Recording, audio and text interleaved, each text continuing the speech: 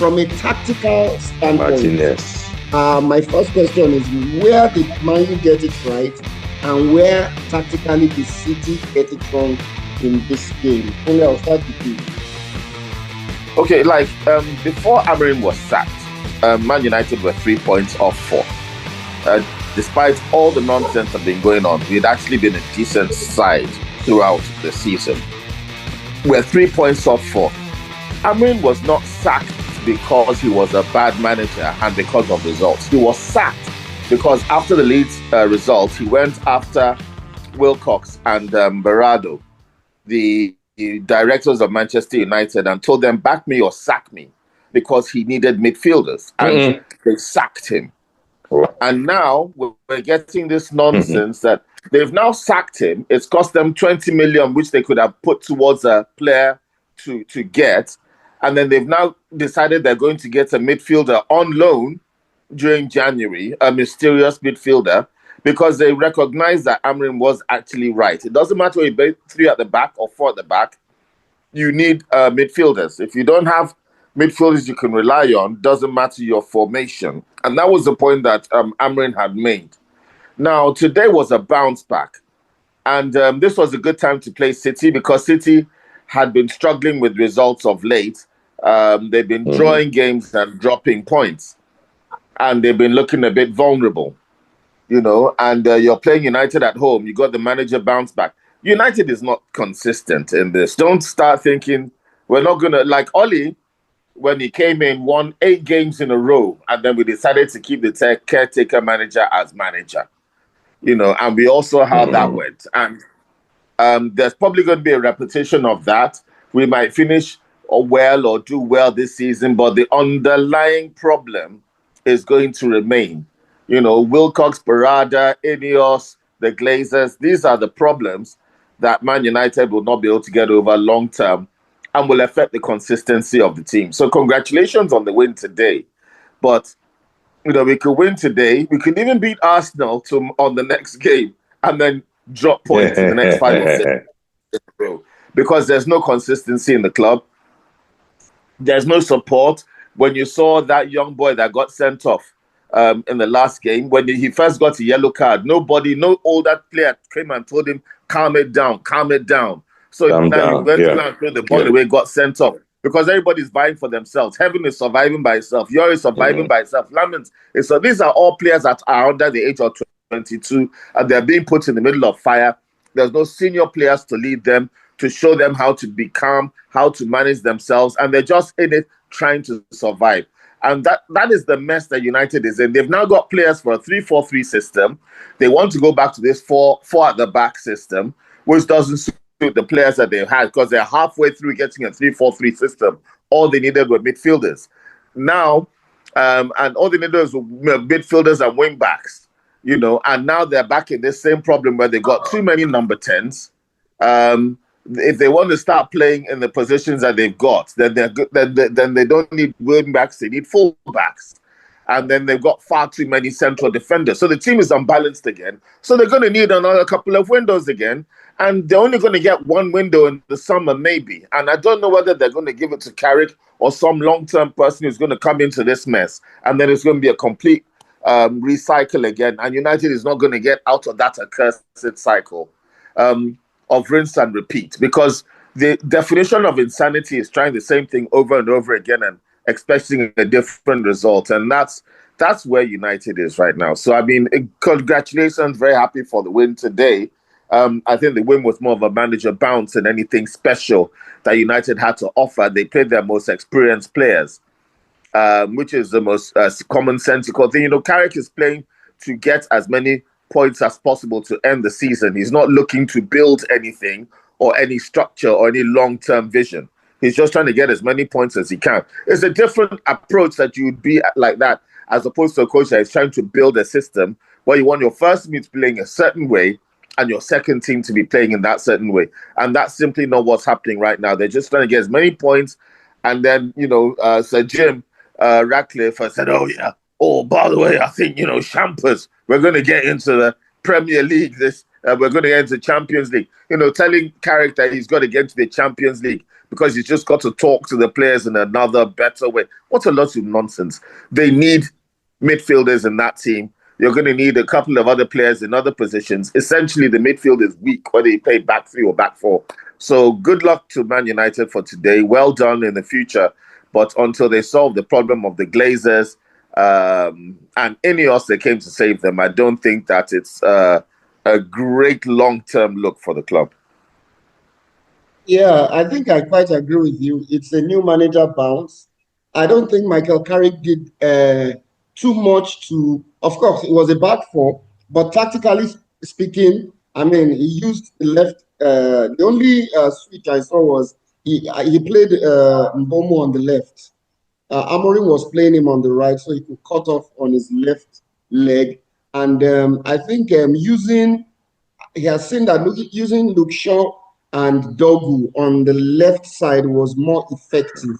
And I think Dogu, for me, was the best player of my country now. He walked his socks off today.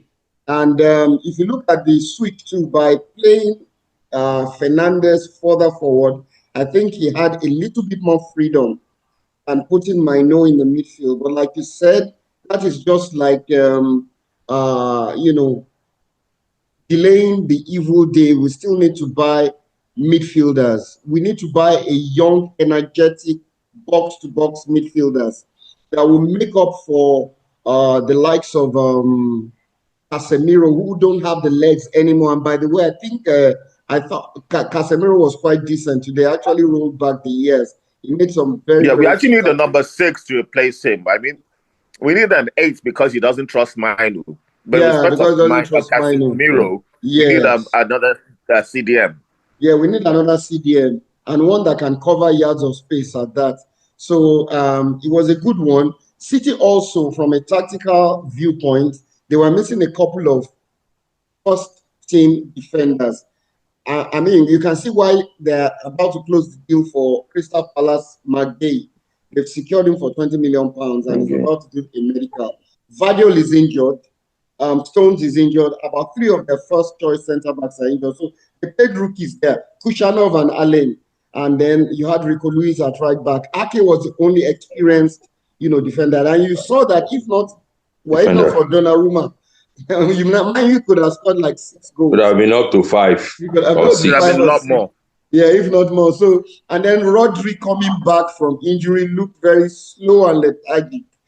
So, for all the possession, they couldn't play through a very dogged Man United defense. And I thought they put in a shift today. I don't know what your thoughts are, Warif. Tactically speaking, how did Man City set up, and what did Man United do right today? Well, from the blast of the whistle, Man U, one thing is that they were determined, and like you and yourself, Akunle said, the new manager, they want to please him, they want to showcase themselves. From the blast of the whistle, they came all out to attack, Manchester City. They did not give Man City that time to do their, even Doku, when they gave Doku some long passes to the left, Doku would dribble and dribble. He couldn't make those connecting passes.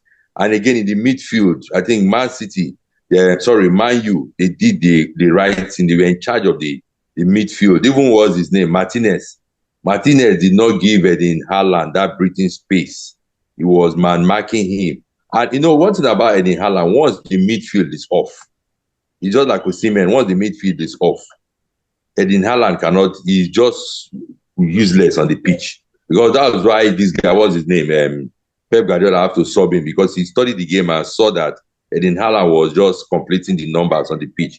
He couldn't do anything. And if Haaland was producing half chances.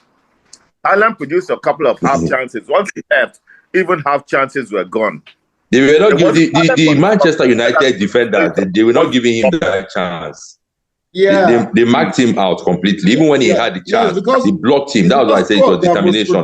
Players, Bernardo and Foden, weren't allowed space on the ball. Yeah. So they couldn't get the ball to him. At all.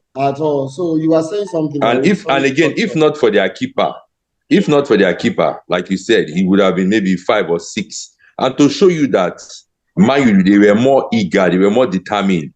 About 3 goals that they scored, not about they scored 3 goals, counted for offside. To show you that at least Man City, I don't think they gave them any offside. To show you that the supply to the strikers was you're not even there. Because when the supply is there, that's when you see a player position himself to go for the goal. So I think it's a good one for Manchester United. Yeah, to say Man City was poised an understatement, really. Because, I mean, you had like 2 or 3 close offside calls that VAR had to settle. It was the brilliant saves of Donnarumma and about 2 balls. The header by Maguire on the crossbar and that of Ahmad that was almost clipped in.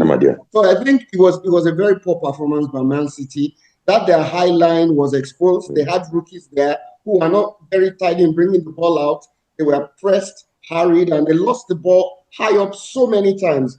They were trying to probe it into the Man United, and that particular Man United setup was tailor-made for counter-attacking. When they won the ball, I mean, 3-4 passes, and you had people like Mbomo and Ahmad who were running. They kept running at the Man City defense. Yeah, so I think their recovery was very poor today, Man City.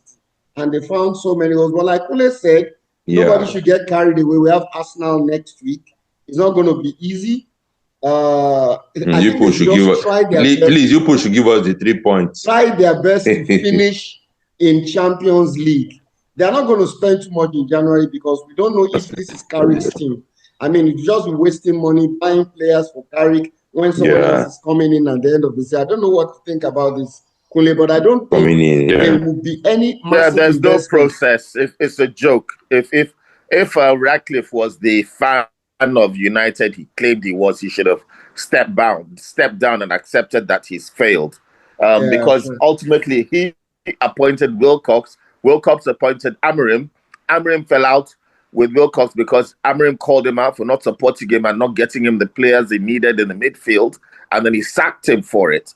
And we now see Carrick is now doing well, but just at the point at which Amorim was sacked, struggling with games, was when all these players suddenly came back from AFCON and from injury, because for that period he was missing a lot of players. And players like Mbuemo, Ahmad, I think Mount, a lot of players suddenly came in just around the point that Amorim got sacked, that he was missing. And don't forget that Amorim was only 3 points off fourth. He was trying to build something, and he did just need a couple of midfielders or 2 to make sure that he was in Europe and to push on. So I think Ineos have shown that they screwed up again. You appoint a good manager, you don't support the manager, and then you start playing all this nonsense. And then why would you get a back 3 manager and tell him to play back 4? Why did you do that? Why did you appoint Amorim, who plays a back 3, and then tell him to play a back 4? Why would you appoint an Italian chef to come and cook Chinese food in your restaurant because he can cook any kind of food? What kind of nonsense is that? That's basically what happened. Yeah, where I have a problem with that is because if Amorim had to leave because Wilcox was trying to tell him to play a back 4, and he called Wilcox out, and because of that they fired him, I think Wilcox should have gone, because he made it very clear. Yes. First things first, that he wasn't going to take over this team in the middle of the season, and he says, this is the way I play. I will not change. I will see if what you have can fit into this. If not, I'm going to have to buy players to fit my system. And it was clear. He made it very clear. Now they're forcing him because he says he wants players and you don't want to buy players for him. They're saying, play back 4 and you will win. And he insisted that he is the manager and not the head coach. Nobody should teach him his job.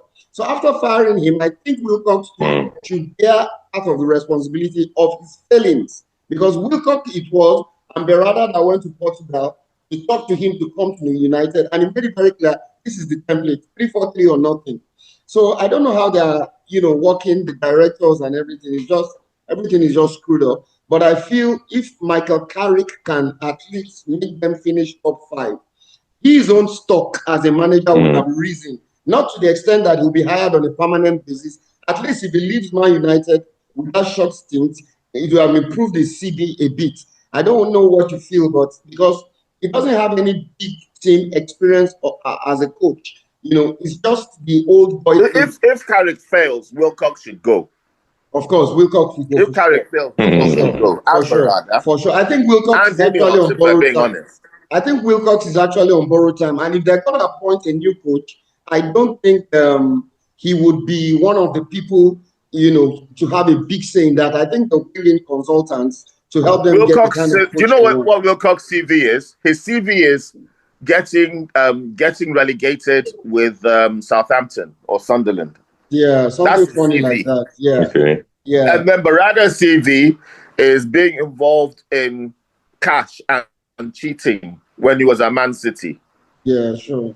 Those are two people. Yeah, so it wasn't anything of a tactical marvel today by Manchester City by Man United. I think Man City were just very poor. They brought back a Rodri. They were poor today. I mean, they had attacking midfield. They could not supply Haaland. The Man United midfield crowded them out. They didn't have space to play through. Haaland was, in fact, I doubt if he had any full chance. They were just half chances.